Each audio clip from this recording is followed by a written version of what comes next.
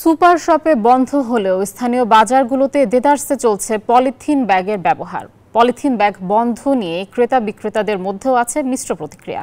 আর পরিবেশবিদরা বলছে বাজারের জন্য বিকল্প সস্তা ব্যাগের ব্যবস্থা না করে পলিথিন ব্যবহার বন্ধ করা সম্ভব না। নাইমাল জিকোর প্রতিবেদনে বিস্তারিত।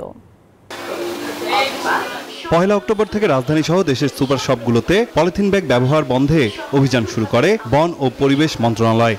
এতে চিত্র পাল্টেছে সুপার শপগুলোর। পলিথিনের জায়গা দখল করে নিয়েছে চট ও কাপড়ের ব্যাগ। এনজিওর কিস্তি প্রথমবার বিকাশ পেমেন্ট করলেই 20 টাকা ইনস্ট্যান্ট ক্যাশব্যাক। তবে স্থানীয় বাজারগুলো এখনো পলিথিন ব্যাগের দখলে।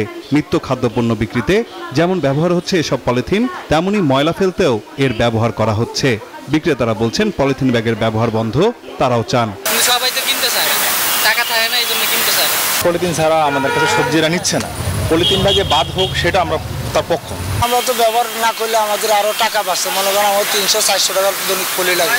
কাগজের যে ব্যাগগুলো ওগুলো আমরা ফ্রিতে প্রোভাইড করতেছি, এবং আমাদের কাপড়ের যে ব্যাগগুলো আছে বিভিন্ন ধরনের আছে, বিভিন্ন সাইজ অনুযায়ী দাম নির্ধারণ করা হয়েছে। পলিথিন বন্ধে সরকারের উদ্যোগের প্রশংসা করলেও স্থানীয় বাজারে অভিযান চালানোর কথা বলেন ক্রেতারা। প্রয়োজন সস্তা ও বিকল্প ব্যবস্থারও। পলিথিনটা ব্যবহার না করাটাই বেস্ট। বিকল্প কোনো কিছু থাকতে হবে। আমি এটা নিজে পার্সোনালি পছন্দ করি না পলিথিন ইউজ করাটা। না দিলে পারে ব্যাগ কিনতাম। যারা পলিথিন সরবরাহ করে দেয়, সেই জায়গাটা বন্ধ করলে আমার মনে হয় এটা ইমপ্লিমেন্ট সহজ হবে। ওনারা বাজার দিবেন, আমি ব্যাগ বাসা থেকে নিয়ে এসে করব। এটা সুপার শপের সাথে আমরা ট্র্যাডিশনাল না। আর বিশেষজ্ঞরা বলছেন কেবল অভিযান চালিয়ে দেশ থেকে পলিথিন ব্যাগ বন্ধ করা সম্ভব নয়। কোথায় নাই পলিথিন? তো এটা এত সহজ জিনিস না, বুঝছেন? আপনার 2-4টা 10টা দোকান সেই সুবিধা আপনি পলিথিন বন্ধ করেন, এটার ইম্প্যাক্টটা খুবই সামান্য।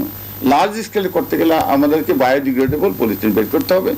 এছাড়াও প্লাস্টিকের বোতল, বিভিন্ন চকলেট, শপিং মলের ব্যাগ, বিভিন্ন বেকারির পণ্যে পলিথিনের ব্যবহার রয়েছে ব্যাপক হারে।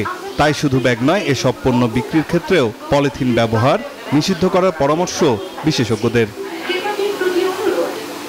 নাইম আল জিকো, নিউজ 24, ঢাকা।